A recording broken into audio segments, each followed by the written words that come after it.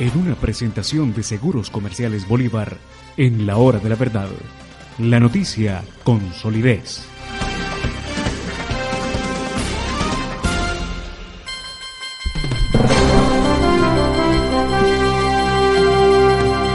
Doctor Rafael Nieto Loaiza, muy buenos días. Doctor Londoño, muy buenos días. ¿Cómo está usted? Pues bien, señor, aquí con un problemita muy serio que queremos que usted nos ayude a descifrar o a resolver, si es que eso es posible. Esperamos que sí. Todos estamos de acuerdo en que se le dé amnistía e indulto a la guerrillerada, a los guerrilleritos cuyos nombres ni siquiera conoce la Fiscalía, para que le abramos espacio a una reinserción de ellos a la vida civil a través de un proceso de amnistía y de indulto. Sobre eso no hay duda, nos parece que eso se está demorando, nos parece que el Centro Democrático ha sido poco incisivo en la insistencia en esa solución que tiene que ser inmediata. Pero la pregunta es, ¿y los del otro lado? Los que no solamente no atacaron la nación, sino que la defendieron, los que se jugaron la vida por mantener el orden en este país, por mantener las instituciones democráticas, es decir, los militares colombianos que están en su inmensa mayoría injustamente acusados por delitos que no cometieron. Y otros agentes del Estado, como exministros del Estado, exdirectores de Departamento Administrativo de Servicios Secretos, José Miguel Narváez, por ejemplo, Jorge Noguera, los que están presos en condiciones muy discutibles, porque no hemos entendido esas formas de justicia política. Para ellos, si no hay amnistía e indulto, está prohibido internacionalmente que se les otorgue amnistía e indulto a lo que se llama en general los agentes del Estado. ¿Cuál es su opinión, doctor Nieto? Pues, a ver, yo creo que hay que mirar el problema desde dos ópticas distintas, doctor Londoño. La primera, desde la óptica del derecho constitucional y la jurisprudencia colombiana, la verdad es que la tradición nuestra señala que la amnistía no acogería sino a quienes son responsables de delitos políticos, delitos que tienen como sujeto pasivo el Estado.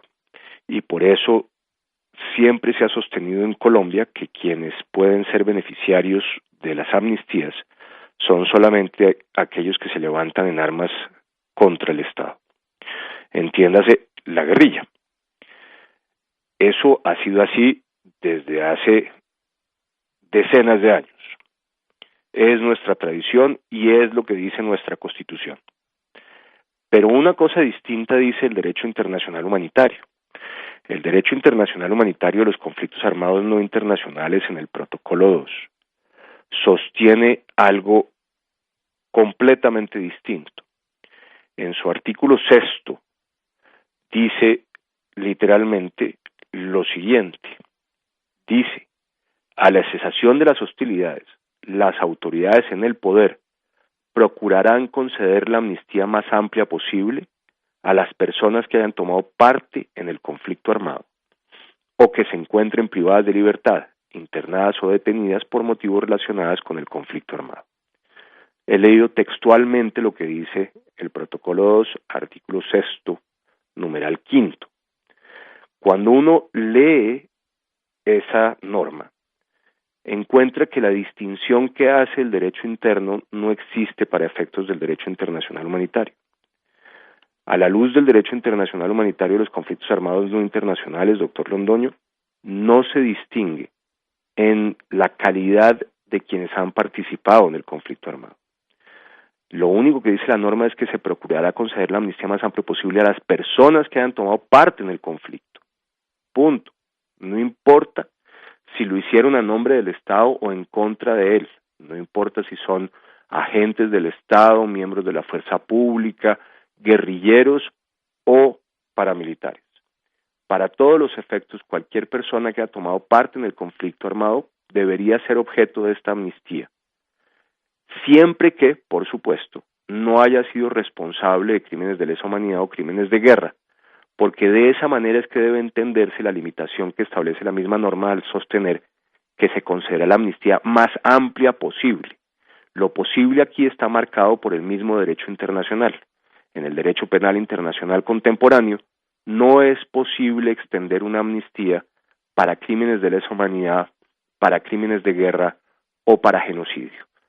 Si uno excluye esas conductas, lo demás sería amnistiable, y sería amnistiable para todos aquellos que han tomado parte en el conflicto armado, sin importar su calidad. Una de las argumentaciones que se ha dado en relación con esta posibilidad, la de extender la amnistía más allá de los guerrilleros, es que va en contra de lo que dice la Constitución y lo que ha dicho la jurisprudencia colombiana. Y es verdad, es cierto, va en contra. Pero si en el marco del acuerdo se establecen múltiples modificaciones a la Constitución, la pregunta que uno tendría que hacerse es, ¿y por qué no una modificación más? Esta, para permitir que la amnistía alcance a todos, dejando por fuera crímenes de lesa humanidad, crímenes de guerra y genocidio. Desde mi óptica, doctor Londoño, sería al menos la solución más equitativa y más justa, que la amnistía alcanzara no solamente a los guerrilleros, sino también a los agentes del Estado. Doctor Nieto, habría desde luego una medida transitoria y paliativa que uno no sabe por qué no pudiera tomarse de inmediato, que es concederles detención domiciliaria a quienes están en la cárcel habiendo sido partícipes en el conflicto a nombre del Estado, es decir, a los militares, a todos los militares, a los oficiales, suboficiales y soldados, a los policías, también oficiales y también policías rasos, para que estén en su casa, y ese sería un alivio inmediato que pudiera darse. Y un estudio a este tema de una reforma constitucional, que sería, como usted lo dice, una sola de entre tantas que están propuestas en los famosos acuerdos finales de La Habana, que ya sabemos que no van a ser finales de nada, porque en su declaración en los Llanos del Yarí, como lo explicamos ayer y lo seguiremos explicando hoy, las FARC advierten que esto no es el punto final de nada, sino el comienzo de una nueva lucha por sentar en Colombia las bases y por crear un Estado marxista-leninista, que es lo que ellos se proponen. Pero dicho eso al margen, lo cierto es que la cantidad de reformas tributarias que se proponen son enormes y uno no entendería por qué la única que se puede proponer en favor de los agentes del Estado, que en su inmensa mayoría están detenidos ilícitamente, ilegalmente, a través de presiones de carácter judicial o investigativo que se han adelantado en su contra todo derecho, ¿por qué no se va a acudir a esa fórmula si el derecho internacional humanitario lo permite, como usted lo ha dicho y como no deja ninguna duda? Uno lee u oye la lectura que usted nos hizo y ¿qué duda puede caber? ¿Hay alguna otra norma que ponga en duda este hecho?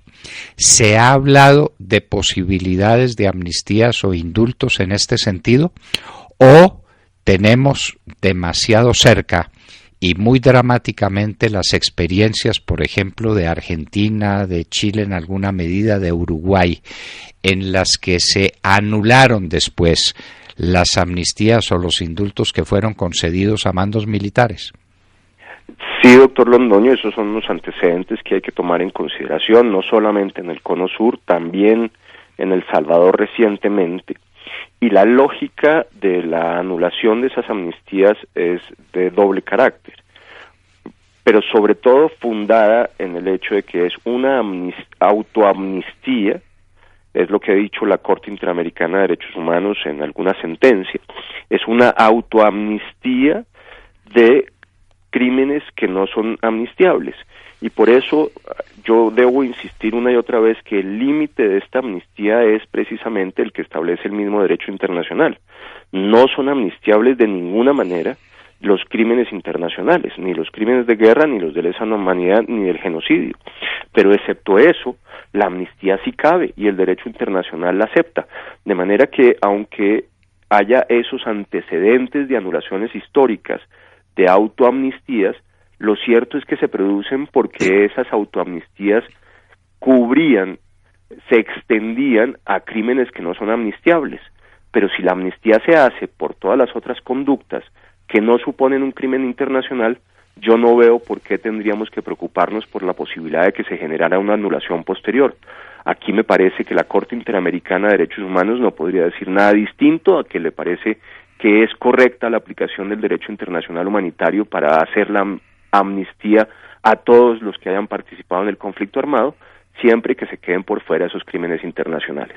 De manera que, siendo cierta la advertencia que usted hace, uno tendría que señalar simplemente que con el cuidado de no extenderla a crímenes internacionales, no hay razón por la cual, a la luz del derecho internacional y hechas las modificaciones en el derecho constitucional colombiano que son pertinentes, no se pudiese extender una amnistía para todos aquellos que han participado en el conflicto armado, sean civiles o sean militares o policías o guerrilleros, siempre que la amnistía se dé con motivos relacionados con el conflicto armado y sin incluir, por supuesto, a las personas que sean responsables de crímenes internacionales.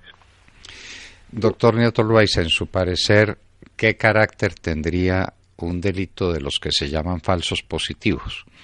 Es decir, la muerte de un civil, de un extraño al conflicto por parte de fuerzas militares. ¿Eso sería un crimen internacional? ¿Sería amnistiable? ¿No sería amnistiable o indultable? Yo creo que es una ejecución extrajudicial y no sería ni amnistiable ni indultable, porque no tiene una relación con el conflicto armado. No tiene relación con el conflicto armado. No. Perfecto. Queda otro tema, y otro tema bien delicado por tratar, que es el de los civiles que estuvieron involucrados directa o indirectamente en el conflicto, que fueron parte de un gobierno que mantuvo una posición dentro del conflicto y que han sido víctimas de una persecución de naturaleza política o que puede considerarse de naturaleza política.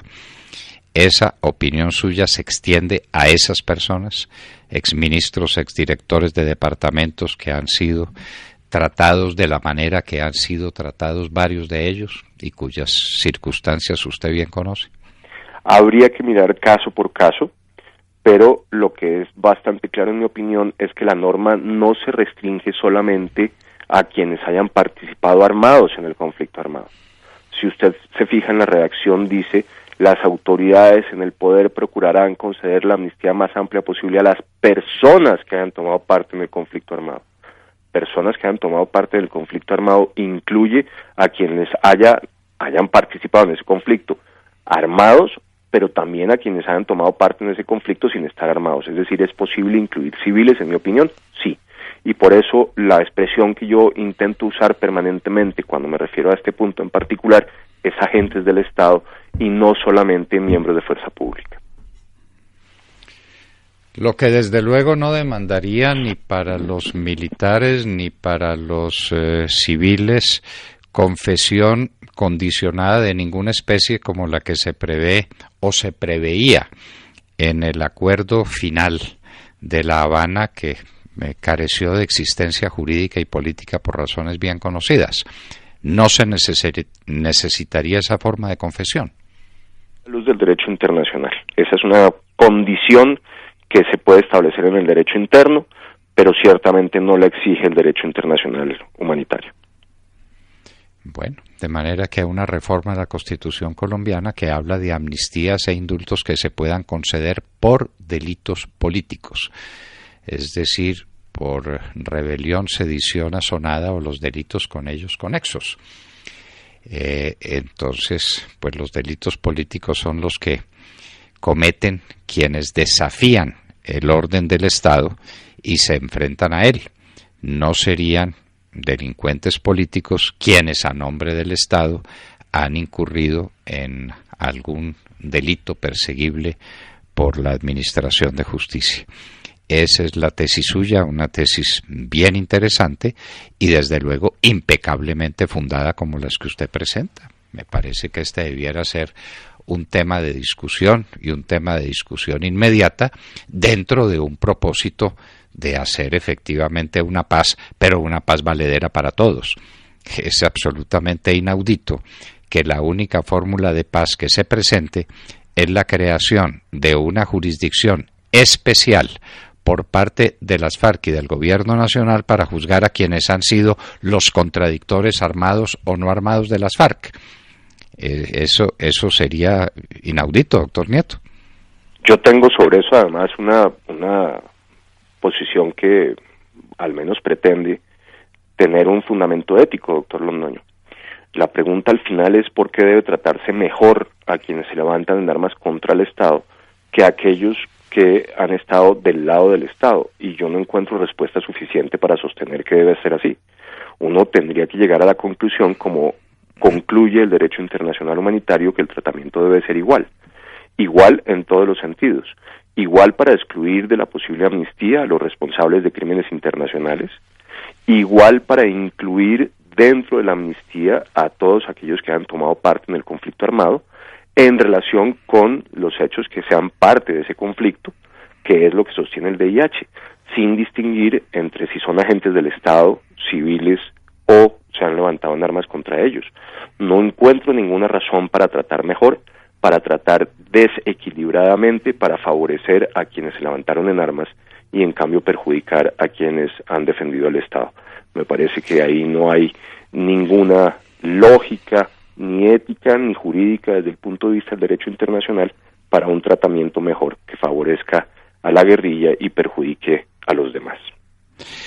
Doctor Nieto, esta tesis suya está expuesta por escrito. ¿Ha tenido usted tiempo y ocasión de desarrollarla por escrito para que sea motivo de una controversia sustentada en discusiones políticas que se adelanten en el Congreso de la República o en el interior de los partidos políticos o ante la opinión pública nacional? Por Londoño, lo he expuesto en algunas conferencias verbalmente, pero no lo he puesto por escrito. Esa es una tarea que tengo pendiente. Bueno, le queda pendiente la tarea porque el país lo necesita, doctor Nieto.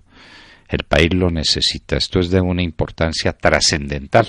Y esto contribuiría de manera muy eficaz a lo que llaman esa paz estable y duradera, que hay que empezar a trabajar porque desde luego no tenía ninguna manera de sostenerse a través de una refrendación publicitaria, lo que llaman el acuerdo final, que ya hemos visto cómo en la conferencia de los Llanos del Yarí, las FARC dijeron una y otra vez que no eran punto final de nada, sino el comienzo de una lucha de clases por medios distintos. Doctor Rafael Nieto Loaiza, cuánto agradecemos su participación en la Hora de la Verdad y no se le olvide que tiene esa pequeña tarea pendiente. Muchas gracias por la invitación, doctor Londoño, y espero tener tiempo en algún momento pronto para sentarme a poner por escrito estas ideas. Si no tiene el tiempo, lo va a tener que fabricar, doctor Nieto.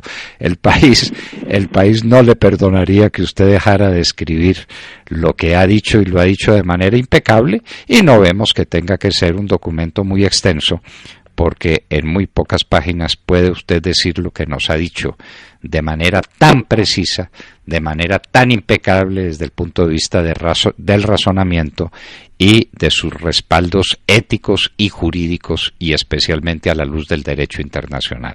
Muchísimas gracias, doctor Nieto. Gracias a ustedes por la invitación, doctor Londoño.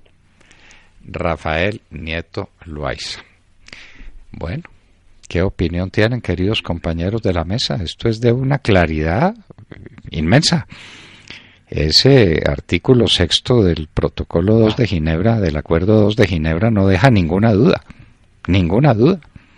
Es completamente claro, coherente, serio. Por algo usted lo tuvo a él como su hombre de confianza cuando fue ministro usted del Interior y de Justicia. Para que la gente tome nota, doctor Fernando y William, Protocolo 2, artículo 6, numeral 5. Esas son las cosas que a uno le llaman la atención cuando uno tiene gente que es coherente, porque es que cuando se pierde la coherencia, doctor Londoño, no hay nada que hacer, y el doctor Rafael Nieto Loaiza es un hombre que sabe lo que dice porque es un alumno muy aventajado suyo, pero muy aventajado. Pues Ave María, si quisiera yo algún honor más alto que digan que el doctor Nieto Loaiza es mi alumno, pues lo fue formalmente, pero... Pues debió haberlo sucedido a usted en el ministerio para que no hubiésemos tenido tanto dolor de cabeza. No sé qué pasó por entre telones, me lo imagino, pero cuando se pierde la coherencia, uno se echa la bendición. Era el ministro del Interior y de Justicia. ¡Claro! Obvio. Como debía ser en este momento el senador o el representante, o uno de los senadores y representantes estrellas del Centro Democrático. Exactamente. Pero en fin, mi Dios escribe por caminos que a veces parecen torcidos, pero que conducen al mejor de los resultados posibles. Rafael Nieto Loaiza, uno de los grandes internacionalistas del país, inmenso constitucionalista, gran jurista, y uno de los hombres más destacados, dedicados al escrutinio de estos grandes temas nacionales, estaba con nosotros en la hora de la verdad. 7 de la mañana, 3 minutos.